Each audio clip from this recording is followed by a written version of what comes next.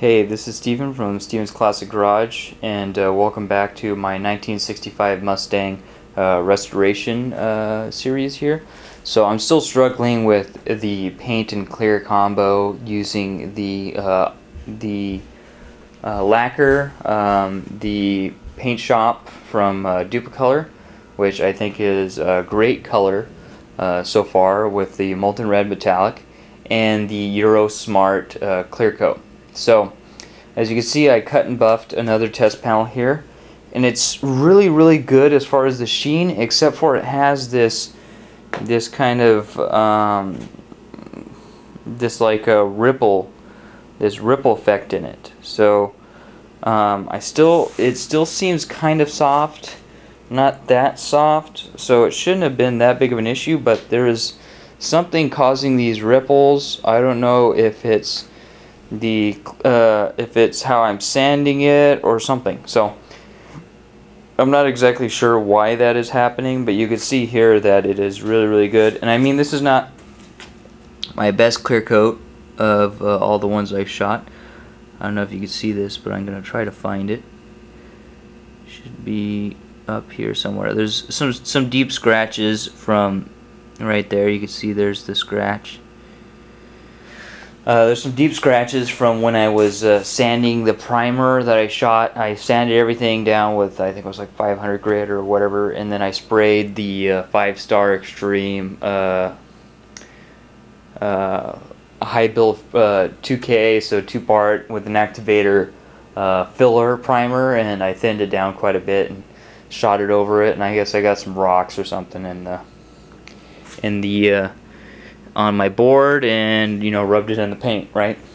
So shooting the base coat and then the clear coat got most of it out, obviously not all of it. And what I learned the best from this particular run here is I actually sprayed the white primer over this and used it as a guide coat. So on the top of this guy, right after I shot the clear coat, I shot it with the Duplicolor Automotive Series sandable primer. Now when I shot this guy over the top, and this is the one I recommend so far, it sands pretty well. There is an issue with grabbing because I basically hadn't sanded it yet at that point, and I sprayed it on top and it really struggled to hold on. So you could actually wipe it with your finger and some of it would come off. And obviously you want to use that according to what color you're spraying. If you have clear and the color underneath is white, obviously don't get white. Get another one of their sandable primer colors, like a black or something. For this, the white worked pretty well, and I used that as a basis to get down most of the orange peel. And I started out with 1,000, then 1,000 wet, and then 1,500, and then 2,000, and then cut and buff, and that worked really well. But if I was going to do it again, I would start with 1,500, because my most of the cutting compounds, they say that they could take out 1,200 grit scratches. So if we look here, this is this machine polish. This is my rubbing compound. You can see here it says is designed to remove 1,200 grit scratches and finer scratches. And this other rubbing compound here, which is the new stuff, which is the Perfect It, this also says designed to remove 1,200 grit and finer scratches. So I mean, you could, well, I dropped everything. It's okay, I'll put it here for right now. So you can use 1,200, that actually would be best, but I would use, just in case, 1,500 grit. So just in case that if you go with the next grit up, the 1,500 grit after the 1,000, in case you miss anything, you could take it, you don't have to worry about that because you started out with 1,500. So with that, you should immediately be able to take it out with rubbing compound. And then I would go up to 2,000. It recommends going up 3,000 machine with the Trizac. You could do that, but I'm thinking every single time that you sand it, you have the bigger possibility of getting dirt on your sanding block and putting grooves into your new fresh clear. So that's what I would recommend doing. Is basically going 1500, then 2000, then maybe 2500, and then sanding. And then rubbing compound, and that should be good. And I use so we have the rotary, and then we have the DA polisher.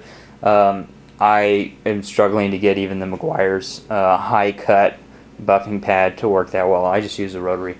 I'm probably not going to use the DA polisher anymore. I'm just going to use the rotary. It's just so much faster. You get a nice clean cut here, and then this is just with 2-stage. So this is with the rubbing compound, and then with that polish that we have up there, the polish there. I also have some perfected polish, but I'm going to finish off that polish before I am done. So if you go up to 2500, 2000, the rubbing compound should go really, really quickly. So what am I struggling with still with the clear? So basically, I've done multi tests with the clear. I've done additional 4 tests since then, since the last video. So here, this is just a piece of that steel over there that I placed those 2 compounds on, and this is basically just a piece of steel here, and I sanded it with 800 grit, and then I clear coated it with the clear coat. And what you'll notice is that on this side, this is the red side, this one struggled to get hardened pretty quick. So what I did is I actually had them change the hardener for me to swap the hardener out. But if you notice on this side without, it is pretty freaking hard. Like right there, I just barely put grooves in it. And then if I switch to my keys, the top side of my Volkswagen keys, and I try to put a scratch in it, it is extremely hard. There, you could barely even see that I put a scratch in it. And I can't even really put a dent in it. So what that basically tells me is that, okay, so now the clear is good, the clear is hardening. So now what's going on? So what I did is now with this new hardener, even this is pretty hard here too. Oh, you can still put a dent in it. You can see I just put a dent in this on the side of the board there. Is that I went through 2 more tests. So on the back side here, this is my this is the Duplicolor paint shop. Let's see if we could get a good look at this guy here. And then this again is with my keys. So let's find a spot here.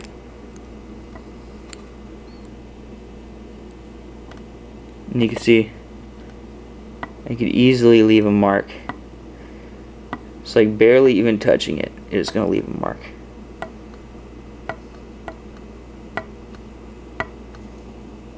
See all those little pock marks now.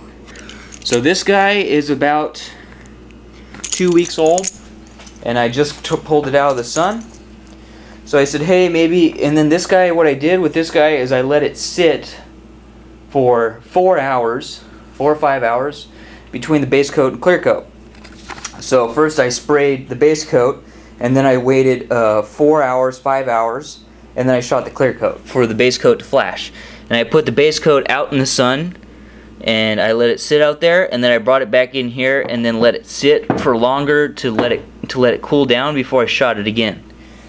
And then I said, okay, it's still soft, 16 hours, 18 hours, 24 hours later. So maybe it is that incompatibility between the urethane and the lacquer. So what I did is I used our some of our leftover Omni MBX, and then this is the original for 1965 Burgundy. So this is MBX PPG Omni. It says yeah, MBPX, but actually it's MBX. They just put it in random containers, whatever containers they have. But if you look on the back, it's actually MBX. And this stuff's obviously urethane and more expensive than the paint shop. So that's what's underneath here. You can see that it's definitely got a different sort of sheen on it. It is pretty nice. You can't really see it very well, but it's pretty nice. And let's go ahead and locate something to do here. But yeah, you can see still about 24 hours later, you could still put little pin marks in it. Right, you see that? And I'm barely even touching it. I'm barely even touching it. See, this is like I'm just barely touching it. You could easily see that I'm making pin marks on it. So, and obviously if I run an edge here,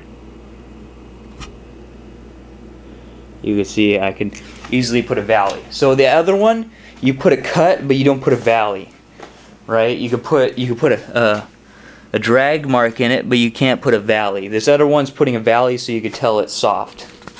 So what is the next step? I'm going to give this clear one last try, which is I'm going to spray another one of these base coat. Sand 800, spray base coat. Let the base coat sit with the paint shop for almost 24 hours and then shoot clear and see what happens there. If not, I'm going to step up the cost of my paint and clear, shoot the Omni with like a TranStar Kiewit clear, which is the same I used on the dash, and hope for the best there. So that's the last kind of straw for this clear before I kind of abandon it. And then otherwise, I mean, maybe if you waited 7-8 weeks, it might harden, or 2 months, and then you might be able to cut and buff, and then it might work, but we'll see. Alright, so thanks for watching.